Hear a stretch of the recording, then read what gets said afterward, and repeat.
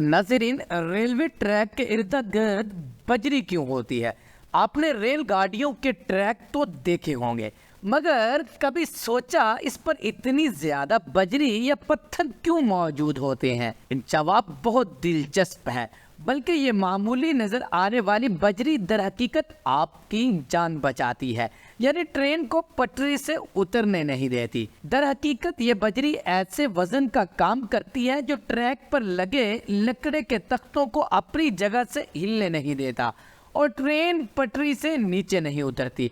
ये दर हकीकत इंजीनियर्स के लिए चैलेंज था कि मीलों तक फैले स्टील ट्रैक, जिसे ट्रेन के वजन, रफ्तार और उससे पैदा होने वाले इर्तियाज और हरारत को बर्दाश्त करना होता है, अपनी जगह से हिलने ना दे, जबकि सख्त तरीन मौसम के साथ साथ वहाँ झाड़ियाँ या पौधे उग न सकें। तो इस दिलचस्प मसले का हल लगभग 200 साल पहले इस बजरी की शक्ल में सामने आया और जब से इसमें कोई तब्दीली नहीं आई। इस जमाने में इंजीनियर्स ने खाली मैदान में ट्रैक बचाने के बाद उसकी बुनियाद को इतना बुलंद किया कि पानी में डूब ना सके, जबकि बुनियाद के ऊपर बड़ी मिकदार में बजरी को भर दिया, जिसके बाद लकड़ी के तख्तों को लगाया गया। हर एक मील के अंदर 3249 तख्ते लगाए गए। इन लकड़ी के तख्तों के दरमियान बजरी को भर दिया गया था। पत्थरों के तेज कोने तख्तों को फिसलने से रोकते हैं और वो अपनी जगह मजबूती से